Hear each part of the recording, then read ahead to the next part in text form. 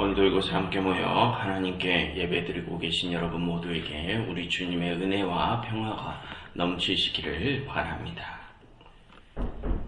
여러분, 살다 보면 누구나 견디기 힘든 고난을 겪을 때가 있죠.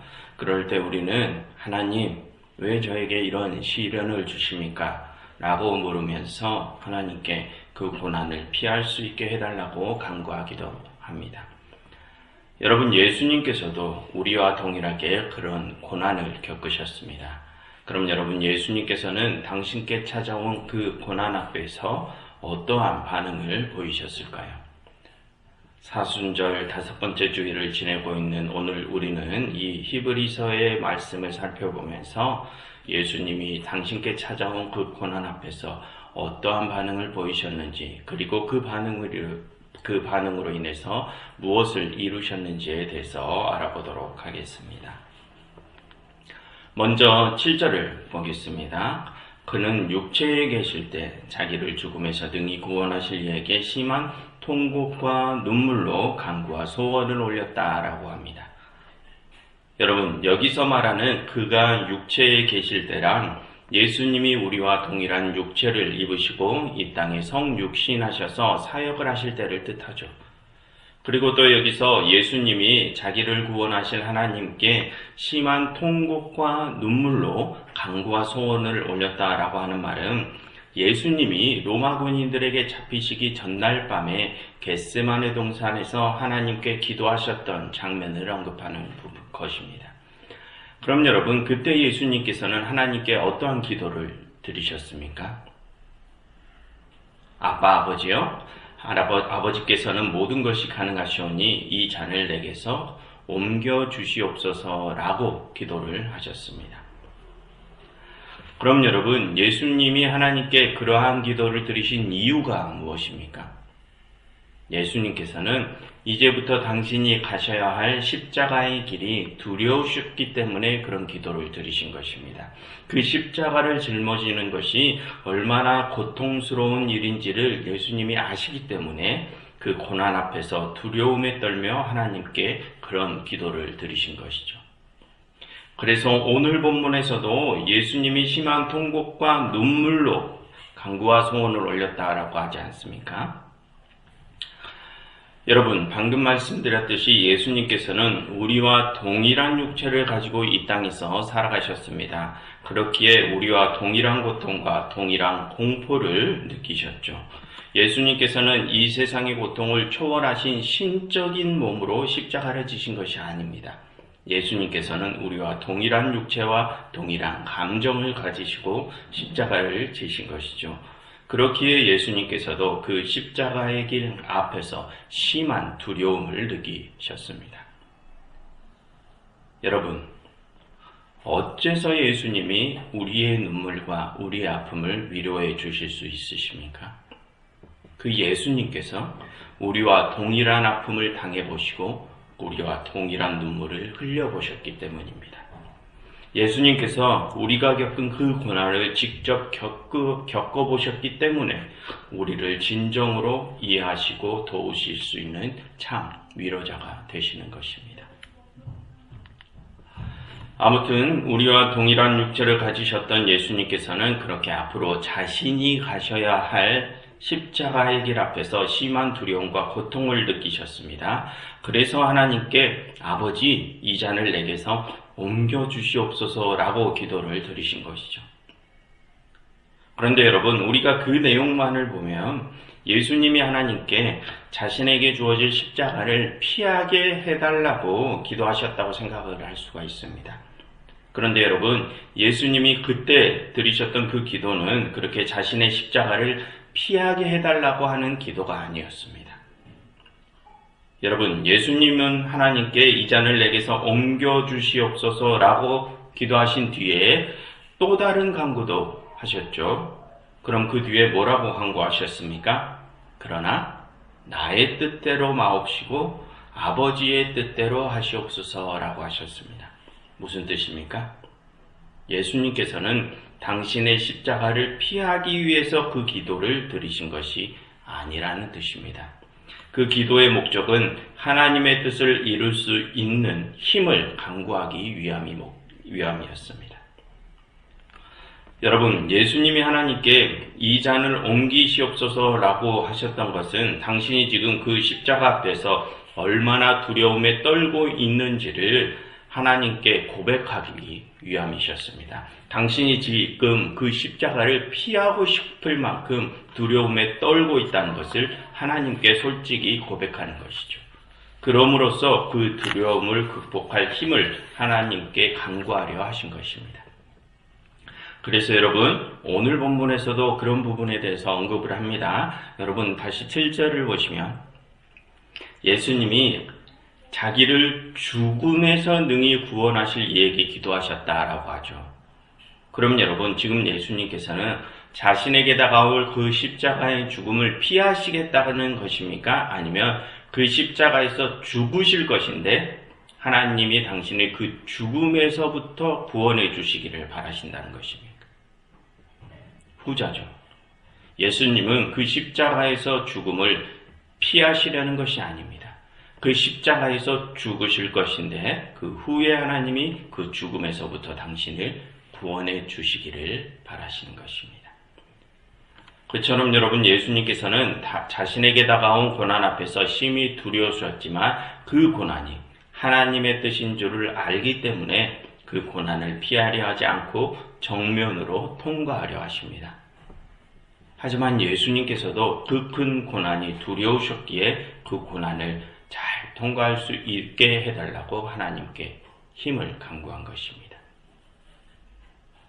그럼 여러분, 우리는 우리에게 다가온 여러 고난들 앞에서 하나님께 어떠한 기도를 드리고 있습니까?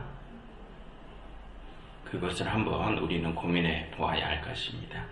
아무튼 그처럼 예수님께서는 당신에게 다가온 십자가 앞에서 두려우셨지만 그 고난을 잘 통과하여 승리를 얻을 수 있게 해달라고 하나님께 기도하셨습니다.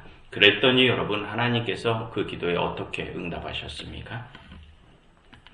7절 하반절을 보시면 그 경건하심으로 말미암아 들으심을 얻었느니라 라고 하죠. 하나님께서는 예수님의 그 기도에 응답하셨습니다. 그런데 여러분, 하나님이 왜 예수님의 그 기도를 들어주셨다고 합니까? 예수님이 경건하셨기 때문에 하나님이 그의 기도에 응답하셨다고 하죠. 그럼 여러분, 하나님께서 보신 예수님의 그 경건하심이란 무엇을 뜻할까요? 여러분, 여기서 경건하다라고 번역된 헬라어 유라베이아라는 단어는 신중하게 잘 붙들다, 조심스럽게 다루다라는 의미를 가지고 있습니다. 그것은 깨지기 쉬운 보물을 소중히 다루듯이 하나님의 뜻과 하나님과의 관계를 손상시키지 않기 위해서 아주 조심하는 모습을 뜻합니다. 그래서 여러분, 그 경건이라는 행위를 신학적으로 보면 이런 의미들을 가지고 있습니다. 예수님께서 경건하셨다는 것은 먼저 예수님이 하나님과 그분의 뜻을 향한 경외심을 가지고 있었다는 뜻을 의미합니다. 그런데 그 경외심은 단순히 하나님을 무서워하는 공포심이 아니라 하나님의 절대적인 주권을 인정하고 그 주권자 앞에서 자신이 종의 신분으로 무릎을 꿇는 심정을 의미합니다. 즉, 예수님께서는 절대 주권자이신 하나님의 뜻을 절대 가볍게 여기지 않으시고 그 무엇보다도 소중히 여기셨다는 의미입니다. 자신의 두려움과 고통보다도 더 소중히 그 하나님의 뜻을 여기셨다는 뜻이죠. 그리고 예수님이 경건하셨다는 것은 또한 예수님이 철저히 자기 자신을 부인하시고 하나님의 뜻에 복종하셨음을 의미합니다. 그러니 예수님께서는 자신의 두려움과 고통보다도 하나님의 뜻을 더 소중히 여기신 것이죠. 그처럼 여러분, 예수님께서 보여주신 경건이란 하나님과 그분의 뜻에 대하여 경외심을 갖는 것, 그러함으로써 자기 자신을 부인하고 하나님의 뜻에 복종하는 것을 의미합니다. 하나님께서는 예수님의 그런 경건함을 보셨기에 예수님의 기도를 들어주신 것입니다.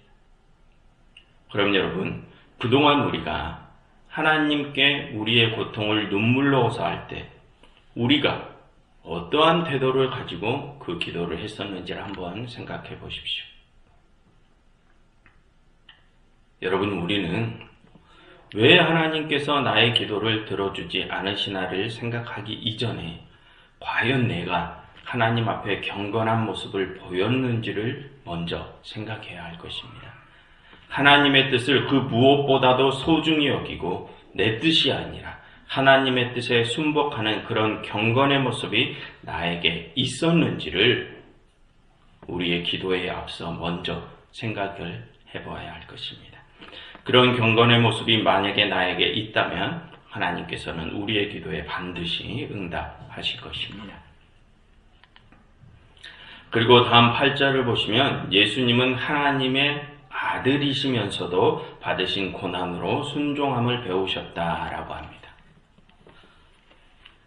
여러분, 여기서 예수님이 하나님의 아들이시다라는 것은 본래 예수님은 하나님의 아들이시기 때문에 그 어떠한 고난도 면제받으실 권리가 있음을 의미합니다. 즉 예수님께서는 그런 면제권이 있으심에도 그 권리를 포기하시고 고난을 받으셨다는 것을 말하고 싶은 것이죠.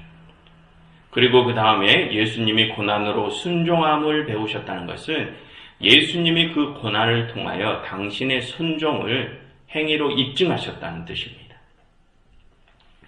여러분, 우리가 예수님이 순종을 배우셨다라는 이 부분을 잘못 이해하면 그럼 이전에는 예수님이 순종하지 않으셨다는 뜻이냐 이렇게 생각을 할 수 있습니다. 그런데 여러분, 이 부분은 그런 의미가 아닙니다.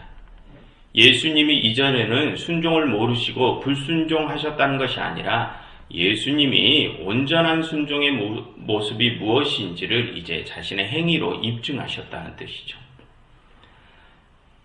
여러분, 예수님께서는 본래 하나님의 아들로서 하나님과 함께 하늘에 거하시던 분이셨죠. 기본적으로 예수님은 하나님에 대한 경외심, 경건의 마음을 가지고 계셨다는 뜻입니다.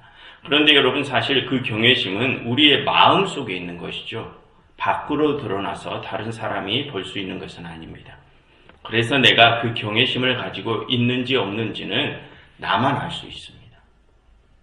그럼 여러분, 내가 그런 경외심을 가졌는지를 다른 사람들이 또는 하나님이 어떻게 알 수 있습니까? 내가 가진 그 경외심이 나의 행위로, 나의 행동으로 입증이 되면 다른 사람들도 그리고 하나님도 그것을 알 수 있으시죠. 그럼 여러분, 그 경외심은 우리의 어떠한 모습으로 입증될 수 있습니까? 내가 나의 뜻을 버리고 하나님의 뜻을 받드는 순종의 모습으로 입증될 수 있습니다. 여러분, 이 순종이라고 번역된 휘파코에라는 헬라어 단어는 아래에서 라는 뜻을 가진 휘포라는 단어와 듣다 라는 뜻을 가진 아코우오라는 단어가 결합된 합성어입니다.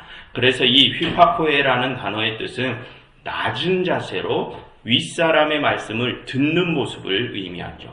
즉 주인이신 하나님의 뜻을 종의 모습으로 받드는 것이 순종의 의미입니다. 그럼 여러분, 주인의 명령을 종이 받든다는 것이 무엇을 의미합니까?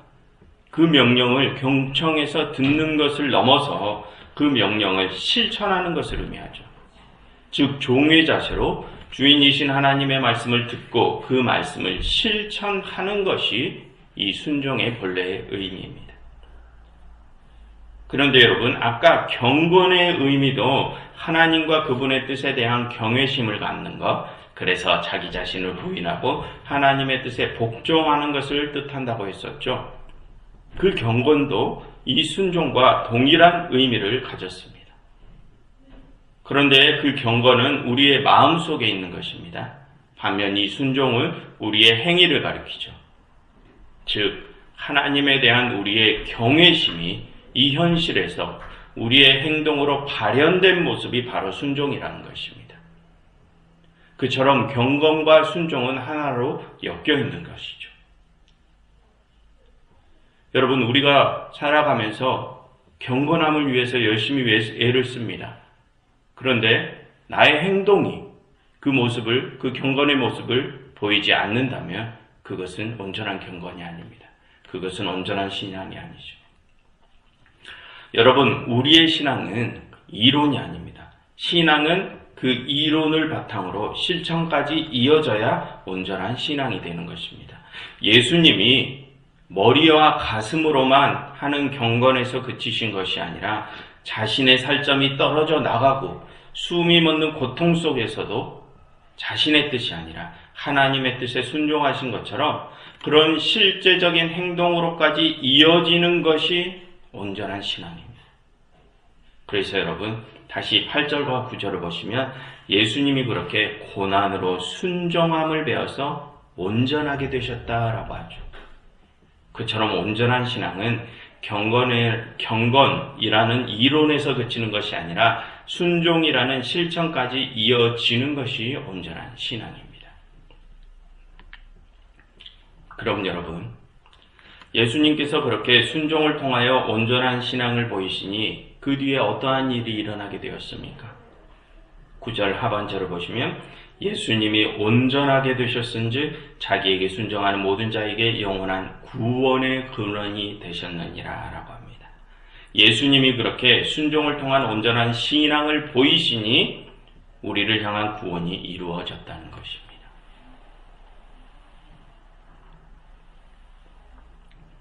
그런데 여러분, 여기서 말한 온전함이란 도덕적인 결함이 없는 상태를 뜻하지 않습니다. 그게 아니라 예수님이 대제사장으로서의 모든 자격을 갖추셨다는 것을 의미합니다.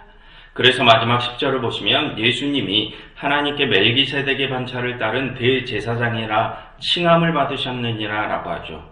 그처럼 여기서 예수님이 온전하게 되셨다라는 말은 예수님이 하나님과 우리 사이에 온전한 중보자가 되셨다는 것을 의미합니다. 그럼 여러분, 예수님이 어떻게 그런 자격을 갖출 수 있었다고요? 순종을 통하여 그렇게 되실 수 있으셨습니다. 그런데 여러분, 예수님이 보여주신 그 순종은 그냥 순종이 아니죠. 고난 중에 배우신 순종입니다. 예수님께서는 고난이 없으셨던 상태에서 순종하신 것이 아니라 극심한 고난 속에서 하나님의 뜻에 순종하셨습니다. 그러한 완전한 순종이 있었기 때문에 예수님이 우리의 대제사장이 되실 수 있으셨던 것입니다. 여러분, 우리가 고난이 없는 상태에서 하나님의 뜻에 순종하는 것은 쉽습니다. 그러나 예수님이 당하신 것처럼 그러한 극심한 고난을 당하는 중에 우리가 하나님의 뜻에 순종하는 것이 쉬울까요? 여러분들이 예수님의 입장이라고 한번 생각을 해보십시오. 이제 여러분들께서는 십자가의 길을 가셔야 합니다. 그 길은 나의 뜻대로 되는 것이 하나도 없는 길입니다. 이 세상의 욕심을 다 버리고 가장 낮은 자의 모습으로 이 세상의 모든 이들을 섬겨야 하는 길이죠. 그런데 여러분, 그렇게만 간다면 신앙이 깊으신 분들은 어느 정도 감당할 수 있을 것입니다. 하지만 그 길은 그렇게 살고자 하는 나를 음해하려는 자들이 넘쳐나는 길입니다. 그리고 끝내는 그 음해 속에서 나는 나의 진실을 드러내지 못한 채 만인들이 욕하는 죄인의 모습으로 죽게 되는 길이죠. 여러분, 그러한 상황에서 세상을 용서하고 사랑으로 품어주라는 하나님의 말씀에 순종할 수 있으시겠습니까? 여러분, 솔직히 제가 예수님의 상황이라면 저는 그 길의 첫 시작부터 포기하고 말았을 것입니다. 그런데 여러분, 중요한 것은 하나님께서는 우리에게도 예수님이 보이셨던 그러한 순종을 요구하신다는 것입니다. 여러분, 이전에 출애굽기에서 하나님께서는 시내산에서 당신의 백성 이스라엘에게 너희는 내 소유가 되고 제사장의 나라가 되며 거룩한 백성이 되라 라고 하셨죠. 그리고 요한계시록에서도 보면 새하늘과 새 땅이 열리기 전에 우리 그리스도인들이 거룩한 제사장들이 되어야 한다고 기록되어 있습니다. 그처럼 하나님께서는 예수님에게만 그 제사장의 역할을 맡기신 것이 아니라 우리에게도 동일하게 그 제사장의 역할을 맡기셨습니다. 즉 하나님은 우리에게도 예수님이 보이셨던 그 온전한 순종을 요구하신다는 것입니다. 그럼 여러분, 우리가 예수님이 보이셨던 그 온전한 순종의 모습을 보일 수 있을까요? 여러분, 하나님의 아들이신 예수님조차도 그 십자가의 길 앞에서 두려워 떠셨습니다. 그런데 예수님께서는 그 두려움 속에서 하나님께 기도하셨죠. 하나님, 지금 저는 제 앞에 놓인 이 십자가의 길이 너무도 두렵습니다. 이 길을 피하고 싶을 만큼 그 길이 두렵습니다. 그러나 하나님, 이 고난을 피하고 싶은 그런 저의 뜻이 아니라 그 고난을 향해 나아가라시는 당신의 뜻에 제가 순종할 수 있게 해주세요. 그 길을 갈 수 있는 힘을 주세요 라고 예수님은 기도하셨습니다. 그러니 하나님이 그런 예수님의 기도를 들어주셨죠. 그처럼 여러분, 예수님께서도 당신의 힘이 아니라 그 하나님께서 주시는 힘으로 그 십자가의 길을 완주하셨습니다. 그러니 우리에게 그 예수님의 길을 따르라고 요구하신 하나님께서는 우리에게도 동일하게 그 길을 갈 수 있는 힘을 주실 것입니다. 여러분, 우리에게 찾아오는 고난은 우리를 파괴하기 위해서 주어진 것이 아닙니다. 그 고난은 하나님께서 우리로 하여금 순종을 배우게 하기 위해서 주신 것입니다. 그리고 그 순종의 모습으로 우리를 세상의 제사장으로 세우시기 위해 우리에게 그 고난이라는 훈련의 장을 주신 것이죠. 그러니 여러분, 우리에게 찾아오는 그 고난 속에서 내가 원하는 곳을 바라보지 마시고 그 고난 속에서 들리는 하나님의 음성에 귀 기울이시는 훈련을 하십시오. 그리고 그렇게 그 고난 중에 순종함을 배워서 하나님께서 세우신 온전한 제사장들이 되십시오. 그래서 그런 여러분들을 통하여 또 다른 많은 이들이 주님께서 주시는 영원한 구원을 얻을 수 있기를 간절히 바랍니다. 기도하겠습니다. 하나님, 저희가 저희에게 찾아온 고난 속에서 온전한 순종을 배울 수 있게 하시옵소서. 예수 그리스도의 이름으로 기도드렸습니다.